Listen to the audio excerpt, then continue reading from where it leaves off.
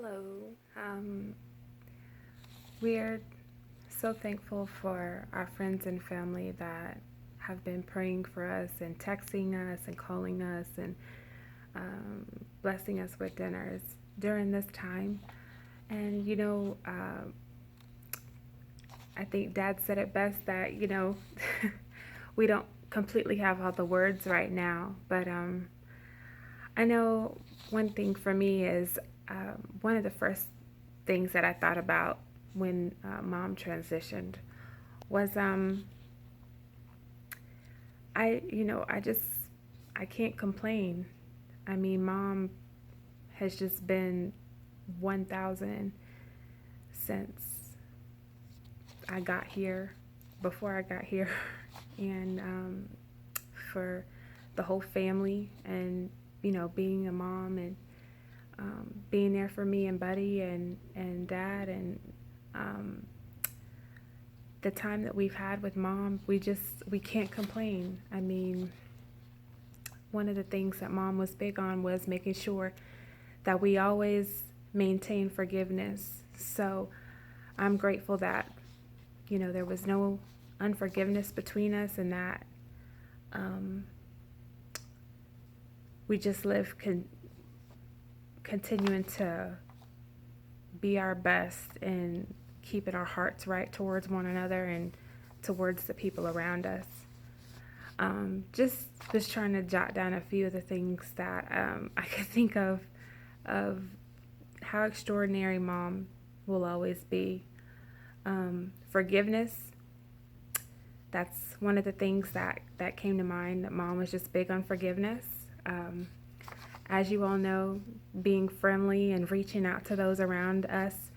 And I know when I was coming up and younger, and we'd be walking in the mall and just hanging out in random places, and Mom would, start talking to people that we didn't know. And I know when I was young, I would be so like, Mom, we don't know this person, and just like, what's going on? I would be like, what is going on? Mom just talks to everybody. But now that I've gotten older, of course, that we transform into our parents. So that's another thing that I've told my friends sometimes is, me transforming to my parents is a good thing. And I'm thankful that I can say that, my mommy and my dad. Um, Another thing that I've reflected about Mom over the past few years, even, long before this week, is just how both of my parents are just a different kind of strength, and I've told them that actually, just told them how, you know, they're strong, but in a way that it's not Hollywood, strong. It's not the strong, you turn on the TV and you think, oh, this type of person is, the baddest, the strongest, the da da da da da. But one thing that I came to just take for myself over the past few years, just with my parents, and is that they're just a different kind of strength. And I was like, wow, and I just have to give the Holy Spirit credit for just bringing those whispers and just increasing that wisdom to notice those types of things. But that's one thing that I've told my parents is just, being a different kind of strength, and that it's okay. That being quiet and humble, and, well, not necessarily quiet, Mom wasn't necessarily quiet, but, being humble and, not necessarily being a knockdown, drag out person, but, you handle your business, and, you forgive, and you walk in love, and you know, um, you know, just do what needs to be done. And I don't know, it's kind of hard to put in words, but I don't know. That's just one of the things that I'm grateful for, and just thankful that I've, expressed that to my parents, and will continue to tell them that. And one of the last things that I just thought of with Mom is focusing on the best. Focus on the best in people. Every single person has their flaws, but I know when I was coming up, and me and Buddy both, Mom would tell us, keep your heart right. Are you keeping your heart right? Whenever we would be upset about someone or something, she would say, tell me something good about Amita. Tell me something good. And so that's definitely developed into, really observing the best in people. And so those are just a few of the things that I can remember, just say in the moment about Mom. So thank you all for coming and sharing and celebrating Mom. And we want to make sure that everybody, as many people as possible, write down their fondest memory of Mom. We know people have posted a lot on Facebook, and I'm gonna try and get some help on printing those out for the legacy scrapbook. But while you're here, if you write down your fondest memory of Mom on the sheet, because we're gonna collect those memories and put them into a legacy scrapbook, especially for her future grandchildren, future, so they can read the different stories of each person's experience and relationship with Mom. So don't forget to do that. Thank you all again. And, again, the Holy Spirit's just whispered, he's so cute. Just like, as soon as I can think of how, of course, this was sudden and unexpected, completely unexpected.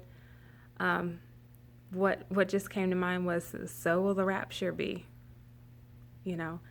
and I just think, the Holy Spirit just gives you those whispers and moments where you may have a lot of questions, but it's that we can focus on the questions, or we can focus on what we know, and we truly know where Mom is. And one of her friends said the other day, I believe your mom has a city. And when she said it, I saw it.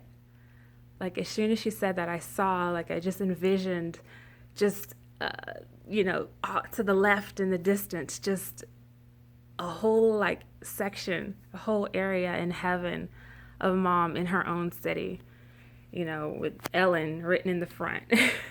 So I thought that was really cute when Mom's friend said that, because I saw it. I really saw a whole area. And I truly believe that Mom doesn't just have a mansion in heaven, but she has her own city, because she invested day and day and day. And, every prayer, every visit, every releasing people to God, every person that she invited to church, every time she's playing the flute, every time she's encouraging people to play their instruments or share their gifts, all the time she's helped and volunteered, all the people that she's taken out to lunch and dinner. God has kept an account of all of that. And, that's why it's just awkward, because it was unexpected. But Mom didn't just make it to heaven. Mom, we truly believe she has her own city. And so when we envision that just, it's no better upgrade, I've been telling my parents this year, stay encouraged. This is a win-win-win season. Well, there's just no better win than heaven. There's no greater win than heaven. And beyond just making it there, having such a investment in the kingdom. So that's one thing that I will always hold in my heart and work to remain reminded of in the times when I miss her. And that's one thing you can remember in the times when you miss her. Don't just envision a mansion. Don't just envision heaven, but envision a whole city with the name Ellen on it. And instead of fences, it may be flutes just floating in the air. Who knows? Who knows how Mom had her set up. But happy for all of you all that thank you for coming, and just happy to have, and just blessed beyond measure.